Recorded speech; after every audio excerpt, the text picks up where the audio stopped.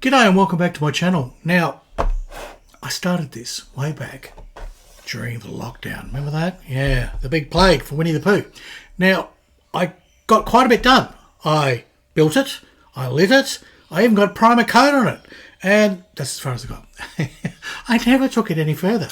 I had panel scribed and I had wide. It's all wide for, not sound, but it is wide for light. And from memory, it just kind of clicks together. Yep. Clickety click click. And there is a motor floating around, or there's a bit of a motor.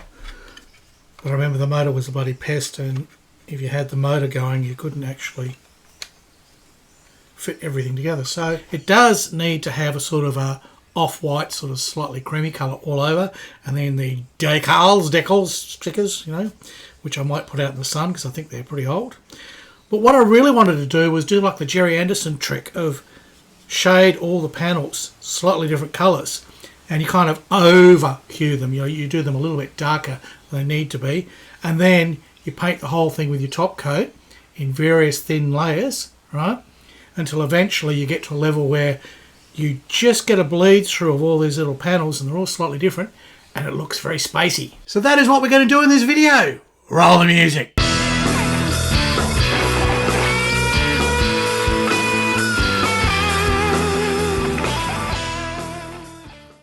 To get this effect that I'm after, which is in between all these little panel lines, I'm going to put different shades. Some of the examples I've seen online, they sort of just alternate a darker colour, lighter colour, darker colour, stripiness, but I think it looks sort of too, you know, artificial.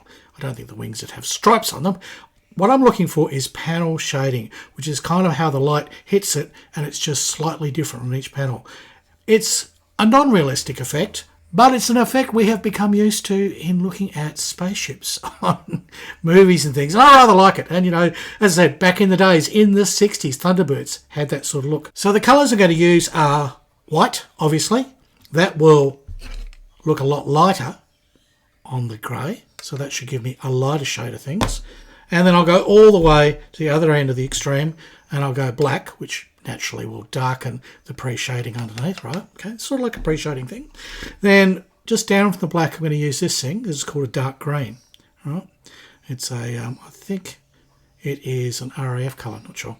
Can't remember. Just colours. Just pick colour. It's a dark green, okay? Coming down from that, I'll have a blue. Now, blues are always very dark, so I've chosen a very light blue. And this one, they call it azure. It doesn't look like azure to me. Azure is usually almost like a bloody purple. But I call this, you know, baby poo blue, baby cop blue. Yeah, baby boy blue. All right, so baby boy blue. Okay, so that should give a slightly different shade.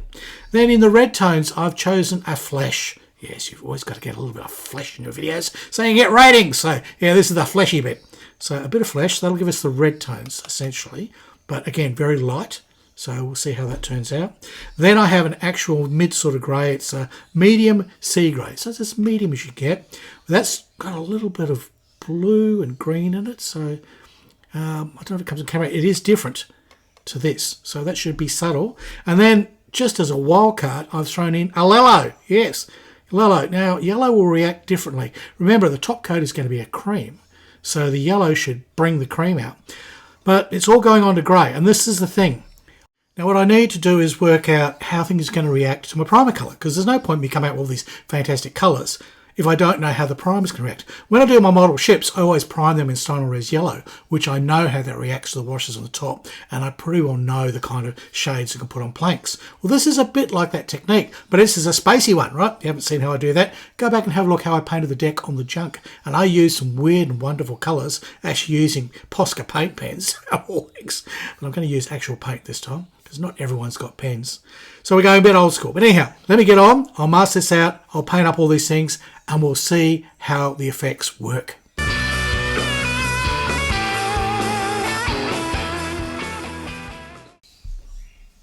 So there we have it. I have all my little strips. Black, dark green, blue, flesh, a grey, yellow, white. Let's see how they react. Now, what I need to do is protect. I need to protect, say, half of it, okay, so that I can see those colours again and identify them once I put the cream over. So I'm now going to add some tape to this, and then I'm going to spray the whole thing up with the light cream colour and we'll see what the bleed through is like. The white does show. The yellow, interestingly, is subtle and it shows. The grey is pretty well invisible. The pink just shows. The blue is subtle, but it's there. The black, I don't know if I was heavy-handed at that point thinking I was spraying with the grey. I actually can't see the black, which should be the opposite of what you expect. It could just be my poor airbrushing, I don't know. I think there's a failure in my logic here in that what I really should do is start with a model in that colour and then test my colours over the top and then feather in the cream until they slightly disappear. Yeah, I think you've cocked up, Harry. We'll have to do this again. It's a few days later and now the spaceship is white again. Well, yes, I've hit it with Stynylrez white primer and got an all-over coat of that, and that is going to be the base for the colours to go on top. Now I'm going to ditch the paints for now because it's just taking too long and I can't get as even coat as I can with Posca pens, but luckily they will match the insides of here, because if we pull out this section, you can see here are my colours. Now the only difference is I matched everything except for the green. The green has now become a brown, a dark brown, but it's still like the same sort of tonal shade, and that's what we're looking for. It's not actually colours we want. We want to get sort of basically, well, you could do this all in greys really, be exactly the same, but the trick with a little bit of colour is it just looks a bit snappier and looks a bit nicer. So the same thing, white, yellow, grey, flesh, a blue, a brown instead of a green, and then the black. So now I can airbrush over my cream and see how that goes. And from that I can see, is the effect worth doing? I think so. We'll get something. At least I'll know which one of these works. I might ditch just about all of them. I might just end up using the white, grey and the black, which is probably what's going to happen. But it's been an interesting exercise to see how colour bleeds and how it changes. Because I know how to do it on ships, but I've never ever done it on a spaceship. There we go. I'm out of the spray booth. It's a bit creamier than probably what I know. I might just have a little more white in it for the final version. But what we want to see is how did the colorization go. So I'll peel off my protected area and we can see. So this shows me what the colors are. Interestingly, black is very dark. It is very, very dark in there. Yeah, I don't know if I'd use black. White, it's sort of, well, it's hardly perceptible. It's probably not even worth worrying about because I'm going over white Stynylrez. Yellow's good. Yellow actually just glows. It's subtle. Grey seems to be really dark. Grey is darker. Grey is darker than flesh. Flesh is good, but it's a lighter colour than even yellow. Yellow seems to have more tonal value. So, you know. Blue, I rather like blue. It sort of shines through nicely and it's as dark as I probably want to go. Brown is way too dark and black is out. So the colour range is there. I think grey is just too grey, but I'd probably rather use the light blue.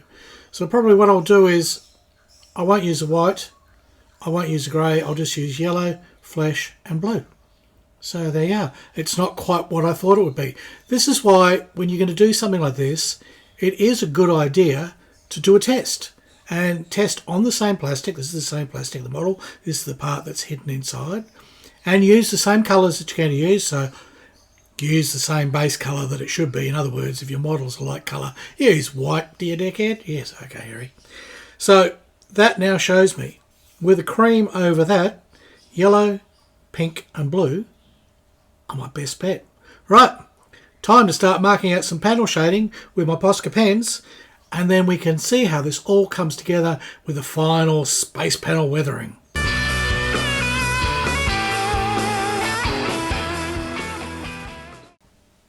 I've been busy putting all the colours on, and the three that I said, the yellow, the flesh and the blue, they work really well.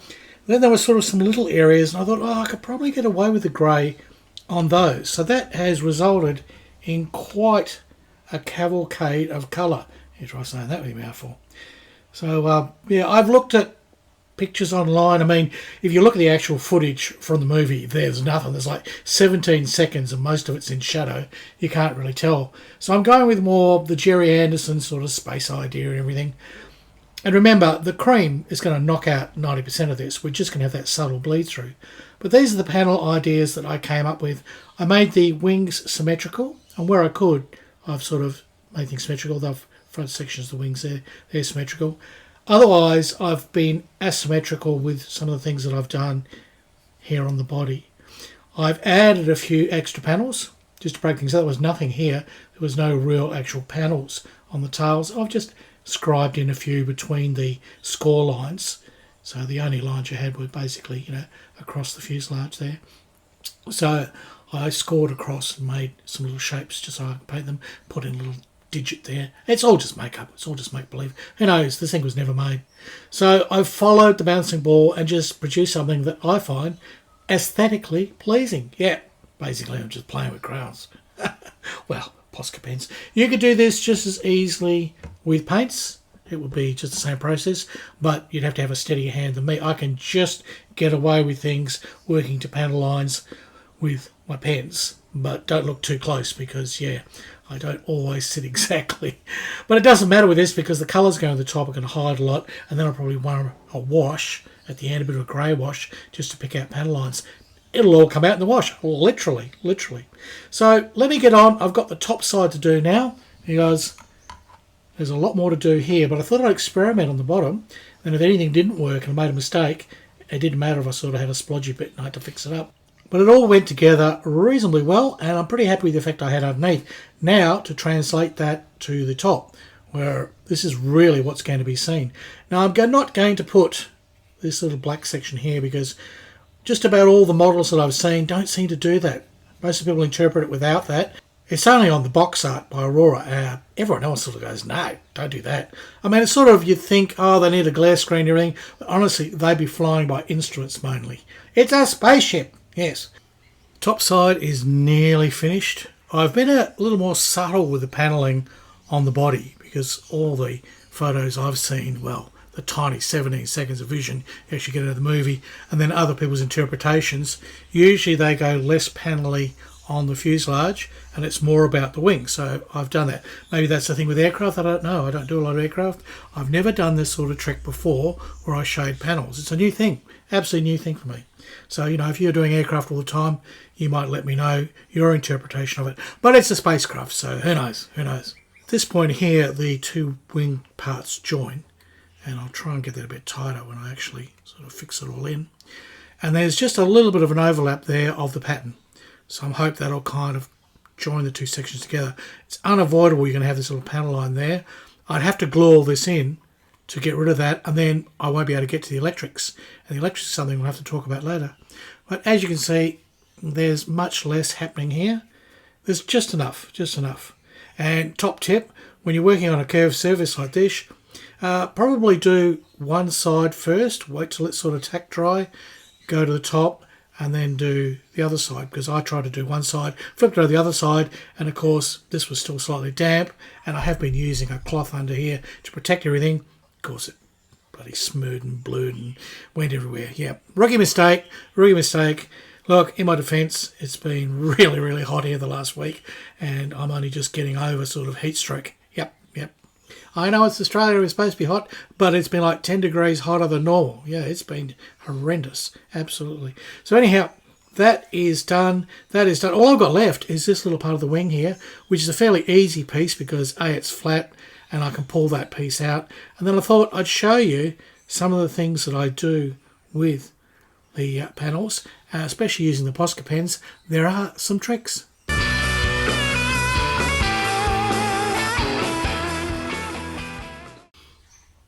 Now, we'll be using my Posca pens to do this. Now, they're not textures, right? They're not the alcohol ones that'll fade in the sun. It's actual paint. There's actual paint in there, and the paint goes down into the nib. So it's just a paint brush that's a pen. It just makes it easier for old farts like me to do things. Now, one thing that's different with kind of doing this, I found, and I don't know if you guys have ever realised this, unlike normally you do camo, you'd always start with the lightest colour, you'd spray the whole thing, you'd mask, you'd spray a slightly darker colour, you'd work your way up, airbrushing on various different colours or hand paint them off. The theory being that the dark covers the light and not the other way around, right? So that's the norm. Here, it's a bit different. All these things are separate, and they're all the panels occasionally just run beside each other, but everything's demarcated, right? There's nothing going over the top. And I found if you started with the lighter one, and then when you got to the darker one, you made a mistake, that would bleed over into one of the lighter ones, and it was really hard to remove. Like, you could try and sort of clean it out, but that would then tear the lighter one out, and you had a huge sort of problem. I found it was far easier to start with the dark. So my darkest is the grey. So I'll just mirror with this. Whatever's on this side, I'll mirror to that side. So there's a little square thing here. I'll just do that. Now here's another little trick. I always angle the subject to my brush stroke, my natural. See, that's difficult, that's difficult. That's my easiest stroke. Okay, same when I'm basically brushing. So I will angle the model and I will do my lines that way. So when I need to go to a different angle, I turn the model, or the model part, not my hand. Because if I'm working and I'm fighting my hand, so even there I'm trying to do that bit, and it's not a natural movement. It's far too awkward. So it's always easier. And there we go, I've already done a splodge. So splodge, splodge, splodge, Harry. Now I have been using cotton buds, and that gets rid of those really fast. So there we go. Now these are just little imaginary panels, so they don't have to be too perfect. And I can always come back and tidy that up a bit more with a bit of paint if I'm really that fussy. But I'm not. So working my way up, or working my way down, darkest colour first. My next darkest colour is blues. Blues will always, when they're overcoated, look darker. And that was proved when I did that test. So I will work on the blue panels now, and I will work, well, I really should work inside out, but never mind. We'll do this one. So here, I'm just mirroring, by the way, whatever's on there. Again, the angle of my hand, so that's easiest. So stroke, stroke, trying to find that panel line without cocking it up, Harry. Okay. And the other thing I find is parallax becomes a problem. When I try and do the bottom one, I'm always way out. I'm way under. So again, turning it around to my natural stroke and laying, what's parallax? That's the angle of your eyes to what you can see in your hand movement. It's sort of like this little thing that you imagine it's going to be in one spot, but actually it's in a different spot. So, yeah, not the best. Not perfect, but it will all come out when it's basically airbrushed over. So again, turning, putting it in, and don't look too closely. I'm doing this mid-air, which is not how I normally do it, and two, I'm working with the camera and the lights and everything in my face, which makes it a bit trickier, so please forgive my wonkiness, but you're getting the idea. Anyhow, all this can be touched up. I can do that. Right, so that's sort of roughly the panel. Basically, by the time I put the cream on in the wash, any irregularities will disappear. Finally finished. All the panels have their little pretty little harlequin colours on. I'm all ready to go. I even did the nostrils, but then I realised I'm going to need to mask them out. So they're masked. Time to put that layer of cream over the top of this and see if all this effort was worth it.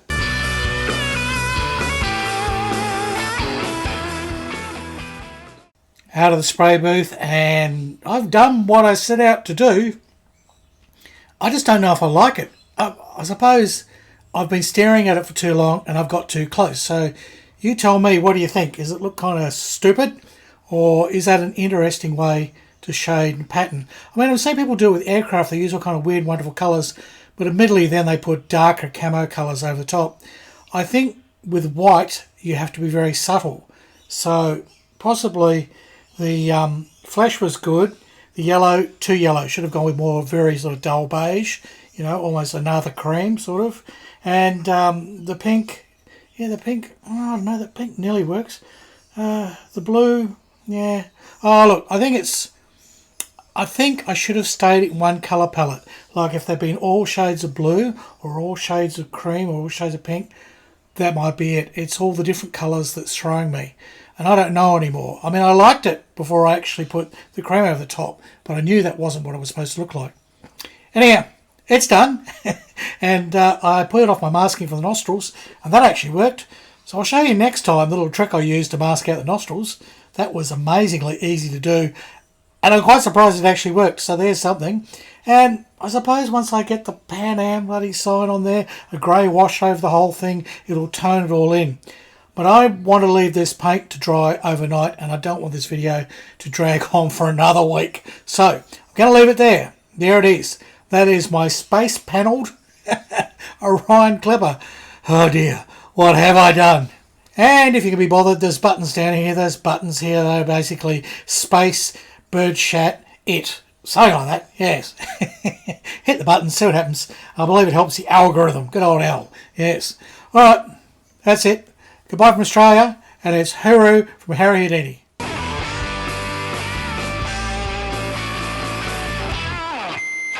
No, Bask, I don't think I've ruined my spaceship. Well, it's just pretty, that's all. Guys, see you next time.